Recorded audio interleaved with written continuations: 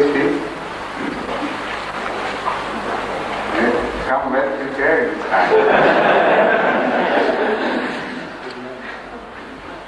In your Friday sermon of 3rd of February this year, you briefly mentioned about an atomic clock invented by the scientists. Not invented. That is a very simple affair. There is nothing invention in it. It's a hand-run clock. It's just a clock with needles which are moved by the fingers of hands. Which foretells of the atomic wars. No, it doesn't foretell either. The point is, which perhaps I failed to make it clear, that the scientists judge for themselves whether the time of atomic war is closing in or moving farther away. And to express their opinion in terms of time, they move the clock either closer to 12 o'clock or away from it. That is what it is. And can I just... Yes, please continue to misquote me.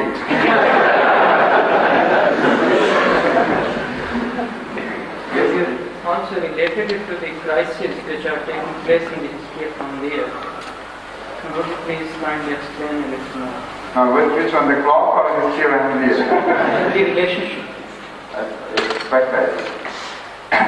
What I tried to explain was this factor that in the history of Ahmadiyya there have been periods of crisis, and the closeness of the clock to 12 o'clock also carries to some extent with those periods of crisis. So there is no direct relationship between this, but in Allah's eyes maybe there is some relationship. And more the world tramples upon the right of Ahmadiyya to exist nobly and at par with the rest of the human beings, the more likelihood there is to be for the final devastation of the world. That was the inference I was drawing. And I quoted the instances when the clock moved closer to 12 o'clock and what was happening to Ahmadis at that time.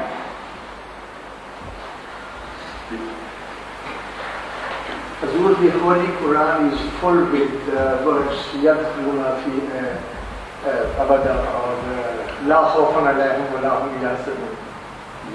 And Abada we interpret people who are destined to go to Jahannam means a longer period. For people, for general we say ever and forever. But Hazrat Masih Maud alayhi salatu wasalam in one of his books has said, a time will come when the entire setup will be completely destroyed. Is this not a contradiction of God's promise which He made Khalidina Fiha Abada, the Jannatis, and His subsequent action? And if I am right in my interpretation, does it mean that God will destroy Hazrat Muhammad Mustafa Sallallahu Alaihi Wasallam? Hazrat Masih Maud alayhi salam has never mentioned this. Never in one place, in any place. The fact is that Hazrat Masih Maud alayhi salam has only mentioned this about Jahannam, about the reformatory, in which people will be kept for some time until they are worthy of being chosen by Allah for His nearness, which is heaven, of course. So that will be destroyed, that machinery, because there will be no one left ultimately. So I think you must have misunderstood it completely. And you finally find out the passage and show me again, will you? Then we'll be able to follow what it means. Please, yes? In our Simon Beatty's meeting, we are writing a book in which there are pictures of mosques and some temples. In the meeting you are writing the book? No, we are discussing the discussing the preparation of the book. Yes. There was a word Allah. One artist has drawn the letters of this word and made them in the shape of a candle. Like this will make it like this. Yes. And I very strongly objected to this. I think you're right, rightly so. Yes. Right? You cannot change your... There shouldn't be any process of decoration mention of the word Allah physically, apparently, because that will ultimately mislead you. Thank you very much. If you will have left as simple as possible. Yes, please. No, don't make it a place of debate between yourselves. If you have a contradiction, something to say against his view, that is now against my view as well, you better write to me later on. You gave me permission to ask questions. Oh, that's right, yes.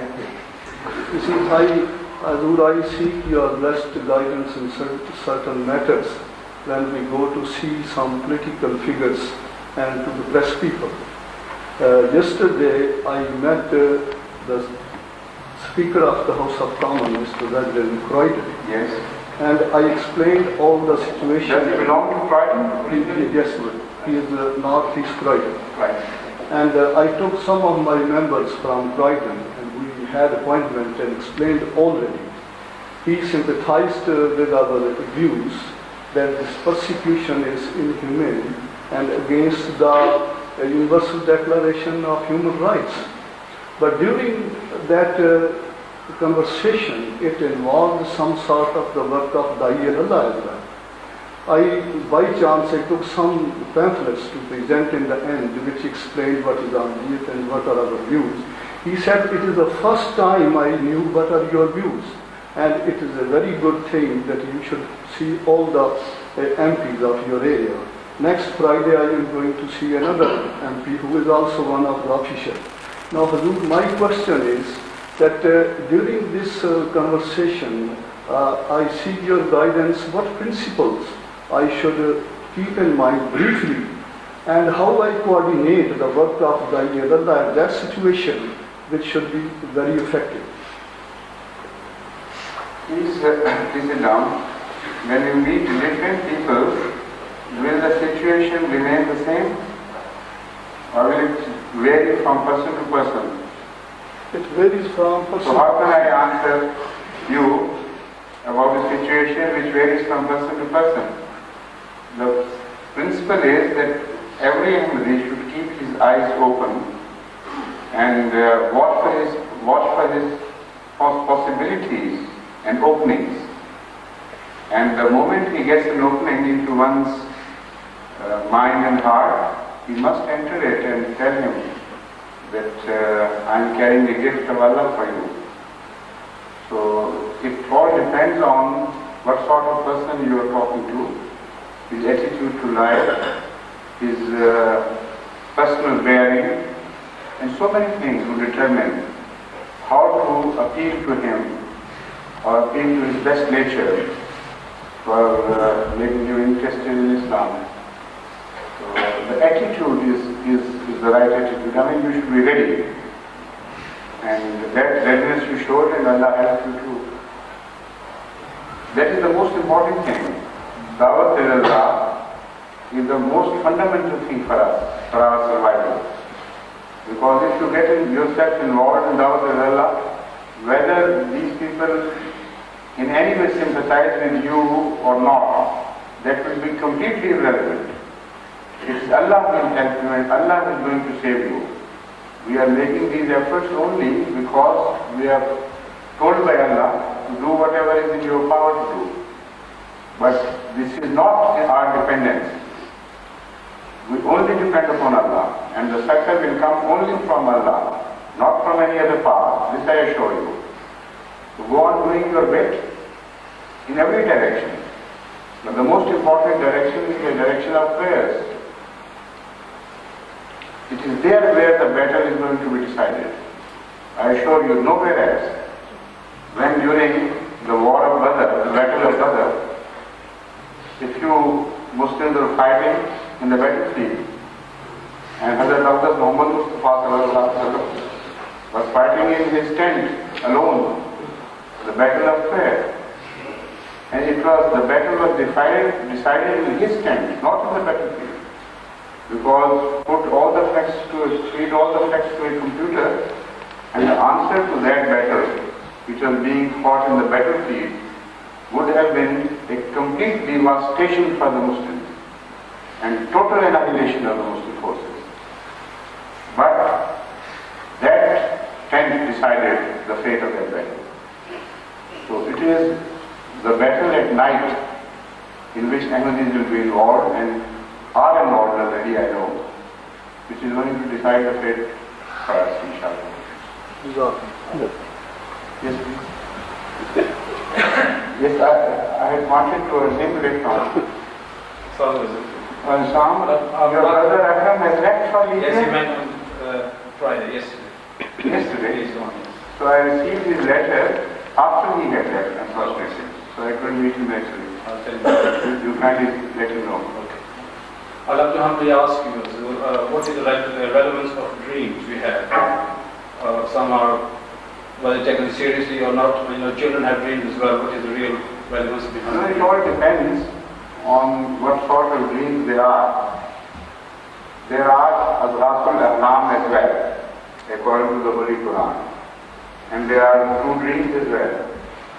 So it is for the knowledgeable people who know the art of interpreting dreams to find out which dream stands for what.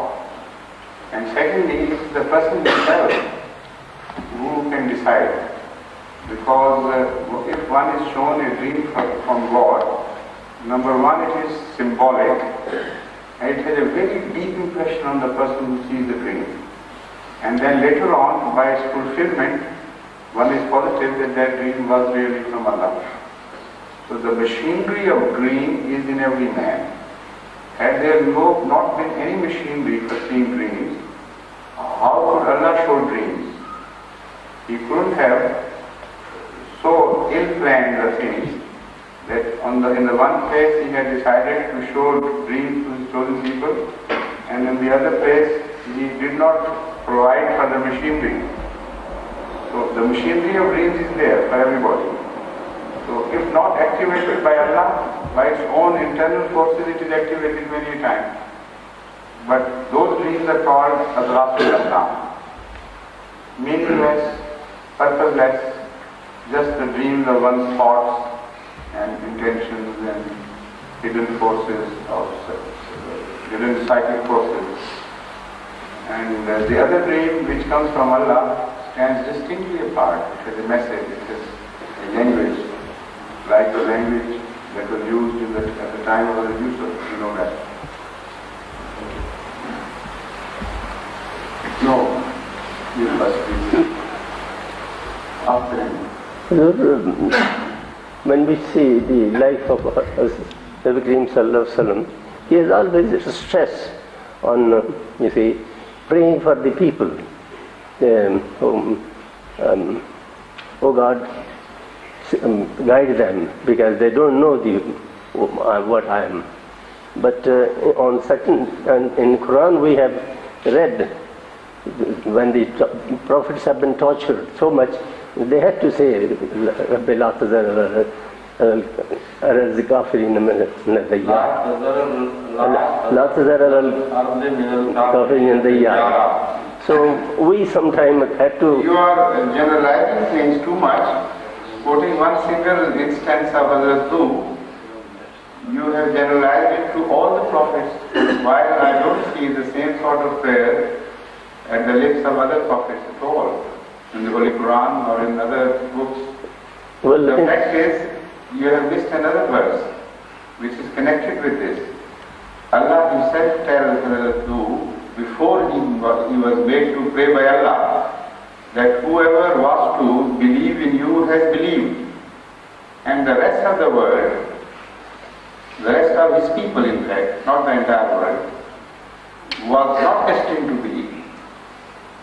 Once he knew that, then he prayed to Allah when they were not destined to believe. And as Allah wanted him to pray, they should be destroyed, because they have lost the purpose of their existence, of the purpose of their creation. So that was what was directed to Hazrat Nuh by Allah himself. There is no contradiction in it. But we sometimes, when we feel that we have been tortured so much, and our holy people have been tortured so much, we, sometimes feel to pray like that. Well, I can't change you.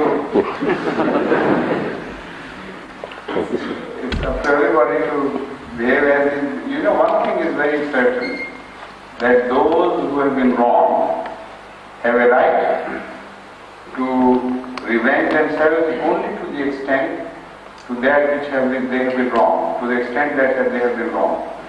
So this is a right, and nobody can take away that right.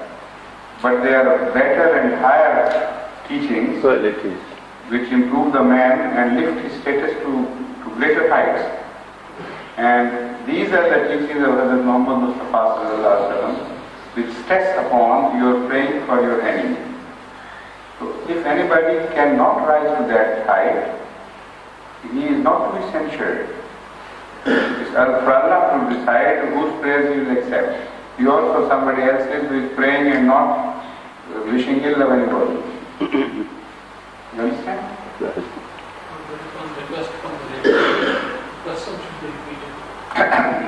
Okay. This is just request. Yes, please. Will I ask also a question about this crisis? No, anything. All sorts of questions, but one question at a time. I just want to ask whether it's allowed to buy houses on loan, mortgage in this country. Yes. It's just a bit, I'll ask some... Now, all the questions pertaining to fiqh, I have made it clear many a time, that all the questions pertaining to fiqh should be first directed to Mufti Silsila. And if he is satisfied that he can handle that question alone, he will answer the inquirer. If he is not very clear in his mind about the answer, he will refer that question to Majlis-e-Ifta, a body of scholars who will decide that issue, but before decision, they will recommend the case to Khalifatul Masih. And then he makes the final decision. This is the process. So you follow that process. I asked Sheikh Saab, but he didn't know. Sheikh Saab is not the Mufti. That's right. Mufti Silsila is Malak Saifur Rahman Sahib. You better write to him and follow his advice. There are certain situations which make a decision very difficult. Things are right and things are wrong, but at times they are so interwoven and intermixed that for one individual to change the whole scheme of things in a country is impossible. So there are necessities, but that is again a generalization. So one has to be very cautious in making certain movements and see for himself whether his own conscience permits him to do that or not. That is the first rule one should follow. And in such situations, the second rule is La tasalu an ashya'in in tubda lakum tasofu. If you know positively a thing to be wrong, don't do it. If you are in doubt, you better not do it. But if doubts are on one hand, and you don't know positively whether it's wrong or right, there are doubts on one hand, and an extreme necessity of situation on the other, then you may ask or you may not ask, and the answer may be very difficult for you to accept. Yes, please. I would like to refer one statement given by Sardar Abdul Qayyum, the leader of Kashmir, about this ordinance in which he praised the President of Pakistan that he has courageously taken this step at this moment about Ahmadiyya community to stop the call of prayer by Ahmadiyya community, all these things.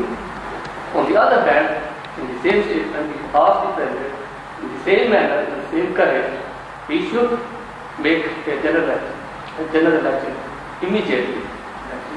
That means, on the one hand, he stopped the call of prayer by Ahmadiyya community, and then he called the President to call the general election immediately. What is the relation between a religious denomination in Pakistan and this political for the general election.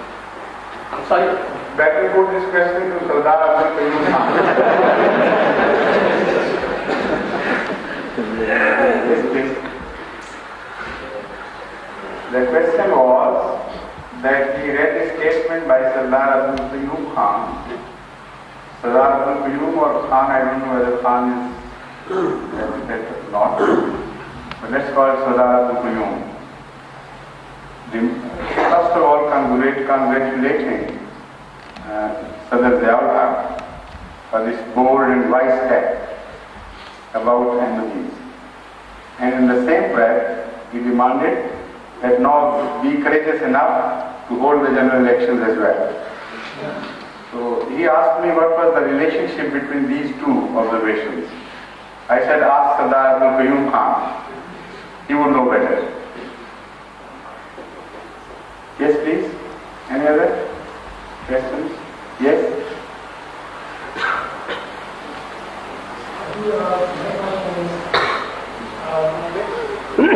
I will step forward or speak loudly. When we study the history of the prophets, we find that they act like a shield as long as they are residing in the country against any visitation of God. When they leave that country, the visitation of Allah is unleashed upon them. Now, since the rule that you are here, is this a sign that very soon Allah's things will have changed in Pakistan. You should also pray for that. Don't call it a migration at all. And thirdly, even when the prophets left, it was not necessary that Allah destroyed or should have destroyed those people. What happened to the people of Jonah, Hazrat Yohanna, Yunus, called Jonah, isn't it? Hazrat Yunus, you know that. The Prophet had migrated and left them, but Allah saved them because they repented. So why not pray for their repentance if ever that happens, or if it has any similarity to that occasion? Even then, this should be the Ahmadi's first choice. The prayer to Allah that Allah may give them opportunity and sense to repent and mend their ways. Yes, please. In Holy Quran, Surah Saf, the coming of the Messiah is clearly mentioned. And the condition is goes to the opposition. The common cause of the common Messiah was successful. I'm just wondering, and other people read that, it's very clear to me, and I read it. So it's an observation, not a question. But it's just Thank you. that I don't understand. My answer is thank you. You are on the right path. Yes, please. I have an observation that people who do stutter normally. Who? People who do stutter normally. Yes, right. Do not stutter at all when they recite the Holy Quran. Can you explain the reason behind it? The fact is that whenever they sing anything, they don't stutter. So the psychologists recommend this remedy for those who stutter. And they say to adopt a sing-song tone or go on singing passages from various verses and poems, so that ultimately you get rid of this habit of fear, in fact. So because Holy Quran is generally recited in a singing tone, so that is what helps. Yes, please. Often you have tried to explain it by turning to science. And I think day before yesterday you said that the Holy Quran predicted evolution 1400 years ago. Now, most scientists will tell us that all laws are very temporal. Tomorrow they can be smashed.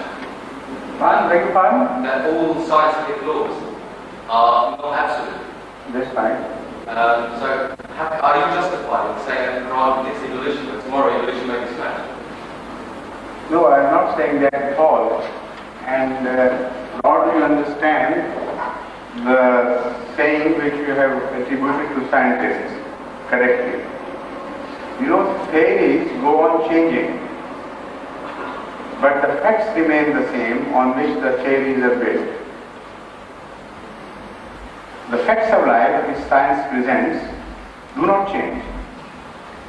The theories, that is the inference from those facts, after finding them in one arrangement, are different, and when you reorganize them in another arrangement, they are different. Yet despite the fact that many a time the theory changes, the first theory is not wrong either. It was applicable in those given circumstances, in that given set arrangement. So when you talk of science in that given circumstances and set arrangement, it is unchangeable. It remains unchangeable. But new light is thrown upon different things. For example, what is changing is not the fact that evolution what is changing about evolution is not evolution, the concept of evolution as such itself. After it was accepted by the world at large, it has never changed. The philosophy of evolution has been changing. New facts are being presented to scientists which throw different light from the concept held before that. For example, Darwin laid a great stress upon natural selection.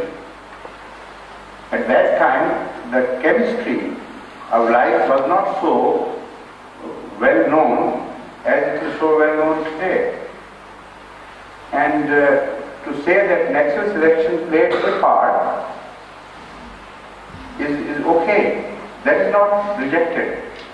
But to say that natural selection was entirely responsible for evolution of animal species, and it was capable of bringing about internal chemical changes, that is what has been rejected. But the theory of evolution remains intact. So when I said about the Holy Quran, I said the Holy Quran very clearly defines evolution and describes its various stages, right from the beginning to the end, and speaks of an evolution which is a life phenomena which continues even today. So that can never be rejected by science and has never been rejected at any stage by science.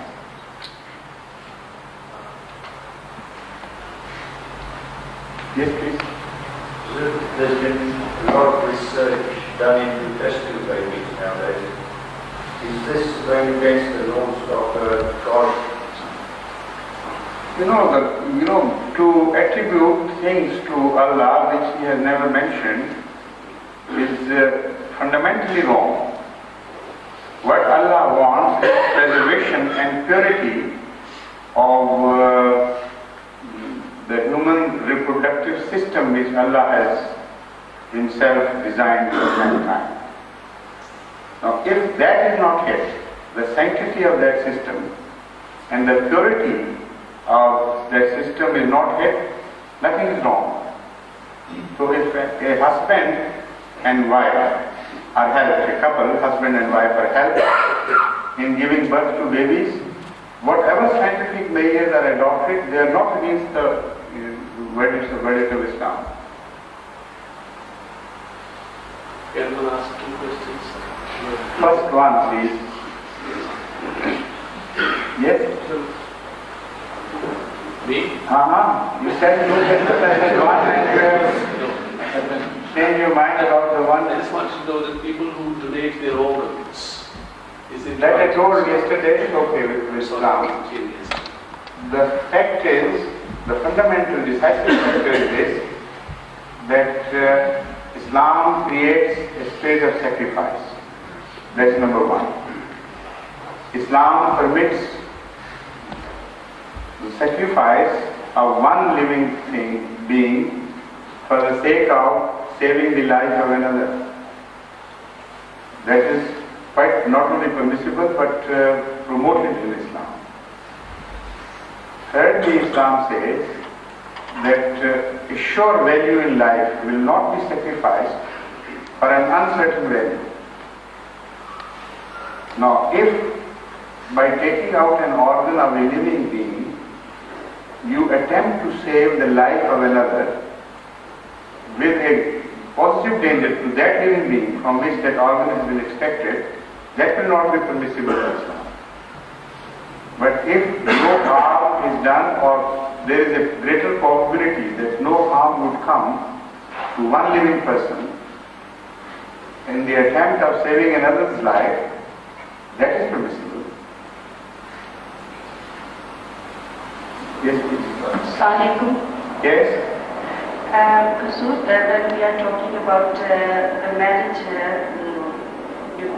the relation of husband and wife, I would like to ask a question that the boys these days are very keen on having an interview of the girl before they get married. To talk to her and get to know, there is no harm. There is no harm if it is done in the presence of the elders of the family, and they are introduced and they are made to talk to each other for that purpose. There is no harm at all. It is permissible. Sorry, but it is not. Is it? But not. They must not be allowed to have dates. That is quite a different proposition altogether. No, is it not insulting for the girls that after the interview, that is for the parents to decide. No, if it is. If they feel insulted, they should submit. Situations change, of course. For example, in relationship, in friendship, with family friendships, things can be organized in a manner that the girl would have no idea. For example, you invite somebody to the table, and as the Holy Quran permits, in certain situations, for even friends to participate in dining at the same table with a family member, keeping in view the spirit of Islamic Parda, of course. So when it is permitted in the Holy Quran, how can one stop it, particularly in such situations? So if you intelligently organize things, no harm can come to anybody, and nobody should feel insulted about these things. But if you go about it, without common sense, then things can hurt both ways. No, the girls' parents are never keen on having this interview to be done.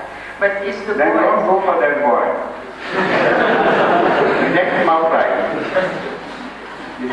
Assalamu alaikum. Why, can you please explain where Hajar al-Aswad, the black stone, comes from?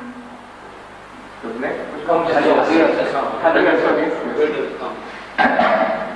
I explained this quite at length, not only in one session, but I think 2 or 3 other sessions in Rabwa, in Karachi, in Lahore. And I think that is published, wasn't it? Yeah, I think so. Here as well. But not in English, perhaps. Now I will tell you in brief, there is a possibility, to my mind, there is a possibility that when first time the foundation of Khana Kaaba was laid, the original stones which were used in those, this is a remnant from those.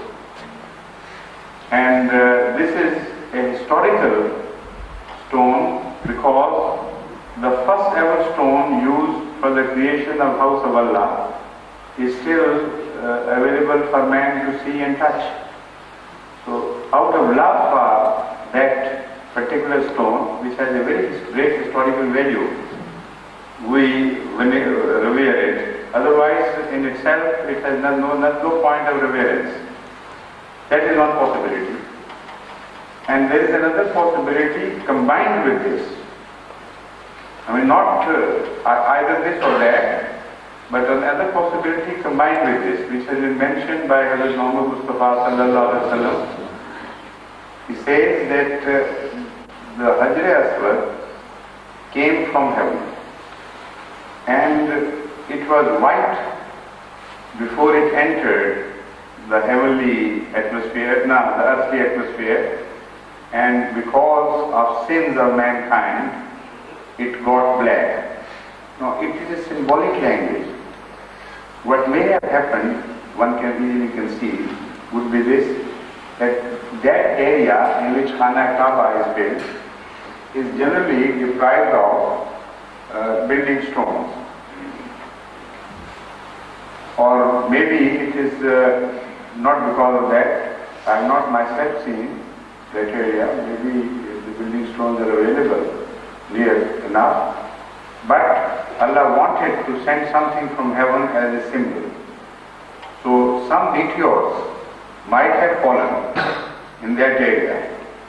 And whatever the color of the meteor before it enters the earthly atmosphere, there is every possibility of its being burnt down and charred black, because it does happen. So that may be the incident to which Hazrat Muhammad Mustafa sallallahu alaihi wasallam was referring. And the symbolic message is also carried in this, that however clean one's life is, if he is influenced by sin, he is blackened. And that is just another side message which is carried by this tradition. So to visualize the reality of what happened, there is a great possibility that these two things might have occurred together simultaneously. The first stones used for the building of Khana Kaaba might have been the meteorite showering on earth, and from that stone which is still left intact is Hajar-e-Aswad. It is just a conjecture because positively you can't say.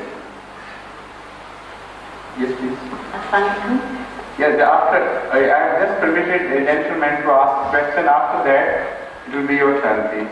So, yes, it's very nice to see you again. My question really follows on about marriage. We were talking before about the engagement. My question really follows the engagement, and it's quite simple. Are you married? No, I'm not. Very relevant to you. I'd really like to know if it's wrong for Muslim parents to practice contraception. Yes, I'll explain that. Thank you. It is said that is it wrong for Muslim parents to practice contraception, birth control? The fact is that Islam does not prohibit birth control except for one reason alone. And that reason has been mentioned in the Holy Quran in very clear terms. La taqtulu awladakum min khashyati imlaq. Do not kill your offspring, your progeny, for the fear of starvation, paucity of means of livelihood, for the fear that you will be left with less means of livelihood, while your children would would outnumber your capacity to feed them. This is what is called khashyati imlaq. So for this reason, it is positively prohibited. And this is in fact the only reason for which the world governments are advocating birth control. This is a reflection upon war, and a very bad reflection for that matter. If Allah is a complete and perfect planner, one of the two things must be accepted as truth, or maybe both have their part to play in the scheme of things. Number one, it's impossible for God to create human beings and give them a rate of spread much faster than can be sustained by the available natural resources. If there is no accord in the two, then Allah would be a very poor planner. That is one situation. The other is that from time to time, one wheel runs a bit ahead and the other is left a bit behind, but not without a purpose, to create certain situations and to gain certain positive ends in the larger scheme of things. Now, in either case, birth control has no justification. In the first place, there is no need. In the second place, you will be frustrating the plan of things made by Allah, where He intentionally wants such things to happen for a while. That is one general answer to this. The other, more factual explanation of the situation is this, that despite the claim that the means of livelihood are progressing by mathematical progression and the human race is progressing by geometrical progression, this is why there are so many trials for the people who suffer hunger and destitution and everything. This is one explanation, and this is called Malthus theory. While the fact is that if you work it backwards, this will be proved wrong. According to his theory, if this population is worked backward, which we find today, the human race will end within the last 200-300 years, to be finished. So there are other factors which have been missed by him and other scholars of this field. Secondly, man has always been facing hunger at various times in history. This factor is completely forgotten by these so-called philosophers. When the population of mankind was very small, even then man faced hunger. When it increased, even then it faced hunger. There is a set proportion, a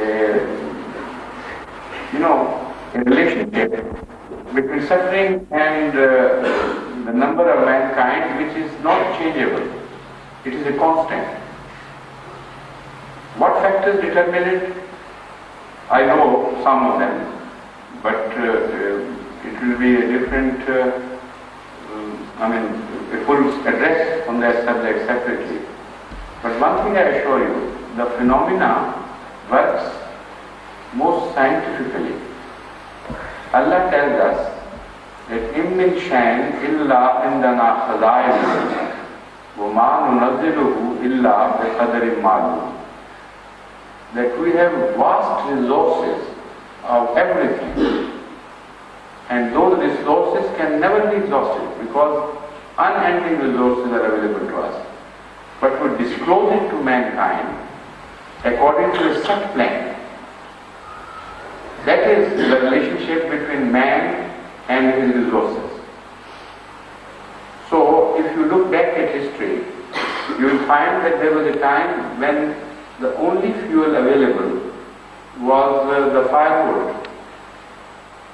And if mankind kept on burning and consuming that firewood, it would be completely without sources of energy now today. But before man had finished those stocks, available stocks, he found that under the earth, firewood had fire sources could be available in the form of coal or coke, a different shape of the same wood in fact. So it started using that energy. At the same time, there is a correlationship between human progress and the discovery of energy sources. When man entered the coal age, that was the time of developmental development when he knew other uses of energy which could only be fulfilled by coal and not by firewood. He had progressed scientifically to that stage, where not just for the sake of energy, but just for the sake of meeting the requirements of scientific knowledge, the existence of coke or coal was a must. So it continued for some time until man started wondering whether the stocks of coal would last him any longer. And then oil was discovered. And when oil was discovered, the man had developed enough mentally and scientifically to put oil to such uses where coal was completely useless and firewood could not be used. Internal combustion engine was in the process of making, and planes were in the process of making. So these things tally completely with the scheme of things. I mean, it's not just an disorganized occurrence. It is a very well organized occurrence. إِن مِّن شَيْءٍ إِلَّا عِندَنَا خَزَائِنُهُ وَمَا نُنَزِّلُهُ إِلَّا بِقَدْرٍ مَّعْلُومٍ. So we go on disclosing new sources of energy. Now the atomic age has started. Even if the oil resources are completely out of stock, completely finished, man would have positively attained some source of energy before this happens to suffice him for quite a long time and in a better manner. Scientific progress would have definitely provided him with certain discoveries where oil was useless and only new sources of energy could work. So the man would enter a new era. So to do something as a reflection upon this cause, a complete plan, would be a very wrong thing to do. This is why Allah says that don't indulge in birth control having a reflection upon my scheme and fearing that I perhaps plan things very stupidly like men do. Because of that, I don't permit you to do that. Otherwise, for other reasons, you are permitted. Thank you, sir.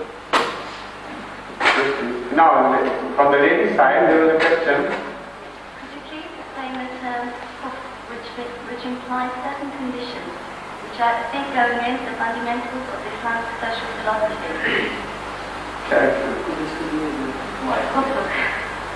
Could you kindly come closer to the mic or speak a bit loudly? Could you please explain the term al-kufr, which implies al-kufu?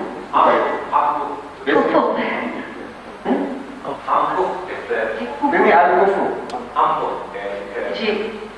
Which implies certain conditions, which I think go against the fundamentals of the Islamic social philosophy. What kufu means? Is that what you want to find out? Well, from what I understand, I think it's like when two people get married, this means that they should come from a similar background. But our teachers... You know, kufu means something which fits in as a complementary to the other things. Like fitting the jigsaw puzzle, one piece is fitted into another and there is no friction and no loopholes to fill. That is perfect kufu. Kufu means the system of complementing. So if something is incomplete without another, and that part fits into it, that is ideally the kufu. This is why Allah has no kufu, because He is complete by Himself. He does not lack any part to come and make Him complete. So man and wife are to be treated like this. I mean, if a wife is to be sought by man or husband is to be sought by a woman, This is the principle which should guide them. When you find a true kufu, there is no friction of any sort left. There is a complete harmony and they work like one piece of a machinery.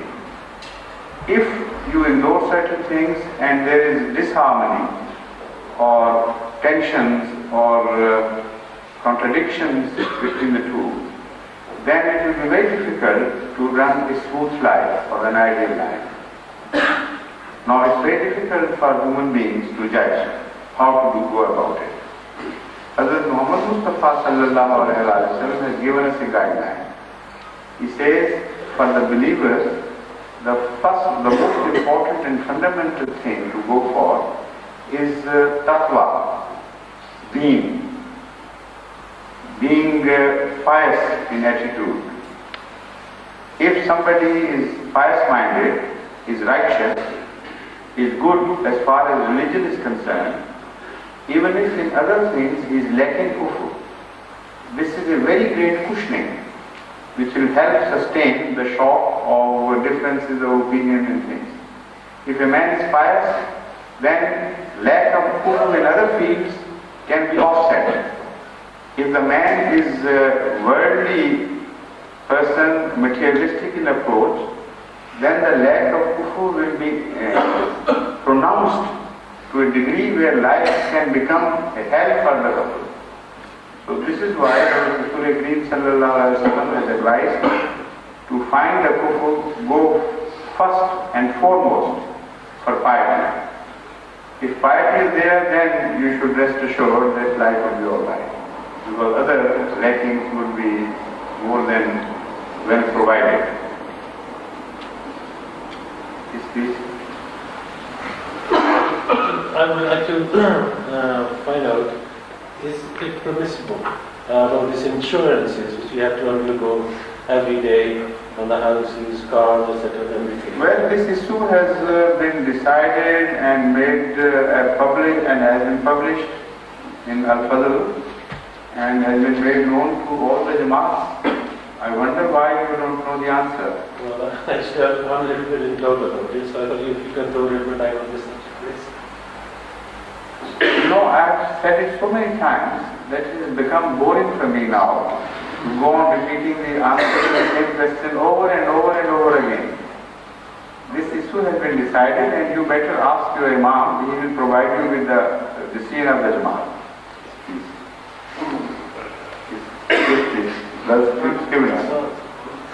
If you could, you are not speaking in that, yes. If you could give us your interpretation of the phrase, he who knows himself knows his Lord. That's right. It's a beautiful phrase. The question is, can you give us an interpretation of the phrase, he who knows himself knows his Lord? The fact is that Allah has created man on nature and every man on nature. So if one is true to his nature, in himself he will find the workings of his Lord. Because nature is closest to Allah and there is no contradiction between nature and Lord. So if one knows himself, that is, one keeps his nature in touch. That is the prerequisite of knowing himself. If he has distorted his nature, how can he know himself? He will never know himself. So it does not mean that every man, whether good or bad, if he knows himself, he will know his Lord. It's impossible. Because somebody knows himself as a bad man and somebody knows himself as a good man. So there will be a contradiction in the concept of Lord.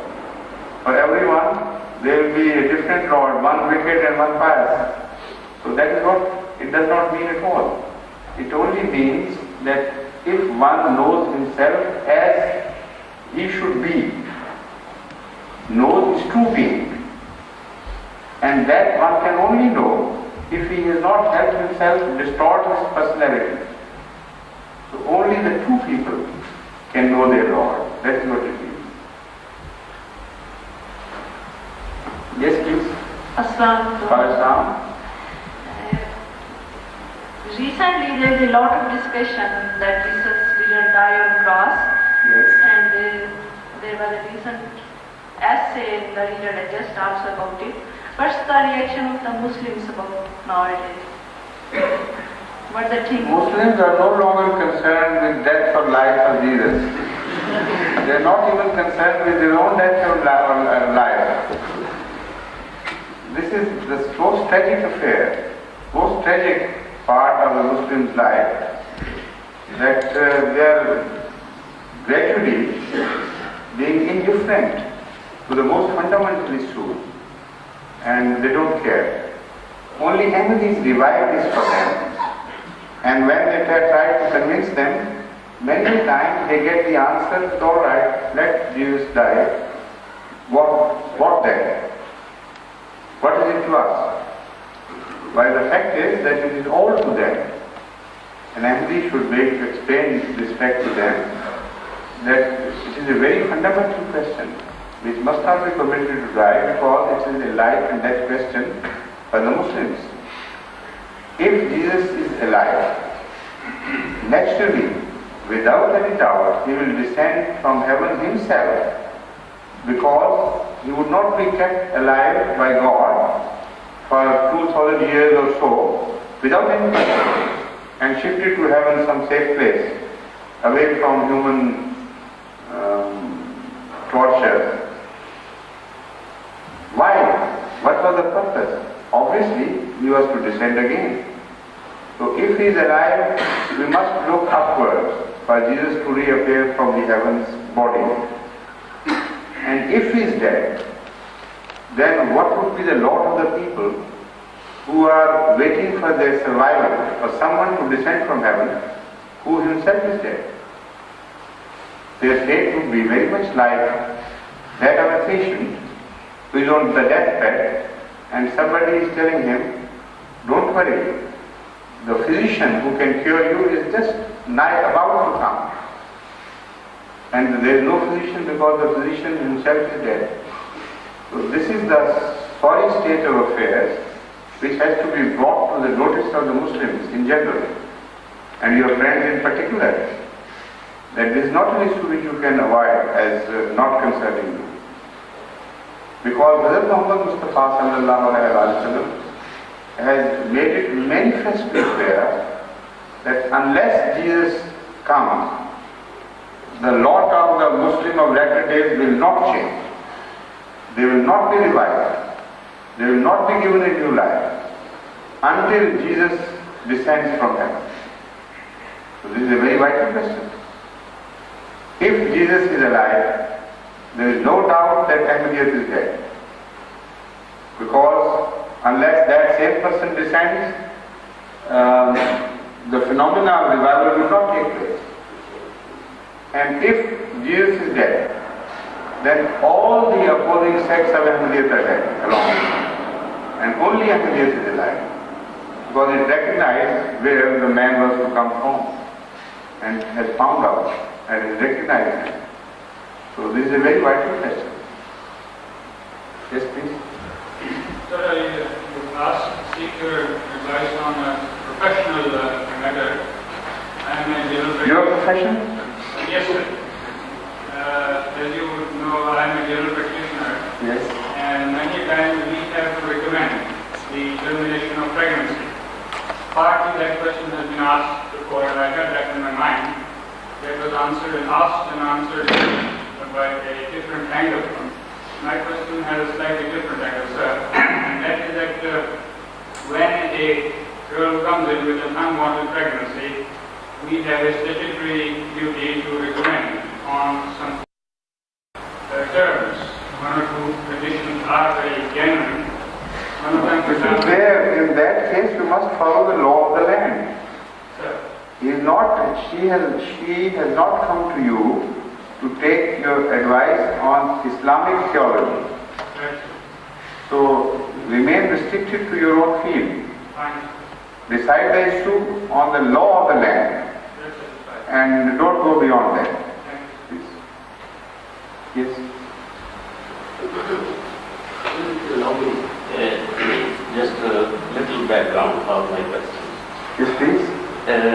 my background is that I happened to go to Germany last month to see my daughter and my son. Just only a word or two that Hazur mentioned the Germans who were joined the Ahmadiyya. I myself is a witness to see how good German Ahmadis they are. I attended the Frankfurt. The recent one. Yes, recent. Right. And I'm quite happy to tell you that I am the witness that Ahmadis, those who have joined recently, they are very good Ahmadis. And one gentleman, we were living 45 kilometers from Frankfurt to our residence at that time. And there was a young Ahmadi who said he joined in January after he was studying for a long period. He was about say 20 or 25 something. And he provided us transport over there. Then he sat down with us, talking to German. My host was English German. He was so pleased to join Ahmadiyya. After this, my question is, I happened to see at my daughter's place a book on Pakistan.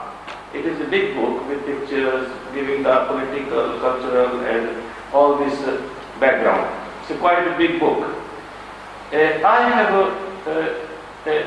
tried my best to see if they have mentioned any Ahmadiyya contribution to Pakistan. As far as I know, and all the Ahmadis know, that Ahmadiyya Jamaat has played a big role in the creation of Pakistan. But the historian or the people who write books, they don't even try to mention what Ahmadi or any member of the Ahmadiyya community has done that. They differ to our beliefs. But this is a different thing. This is general, humanity, that a person has done something, even they differ. Even I can praise a Christian or a Jew for his good deeds. But they don't mention us. So what is the question? The question is that is there any history books on Pakistan where they have mentioned? Rais Amrohi is the author of a very authentic book. No, not Rais Ahmed Jafri. Rais Ahmed Jafri is in fact the writer of a very authentic book on the history of Pakistan movement. And it is an oft-quoted book.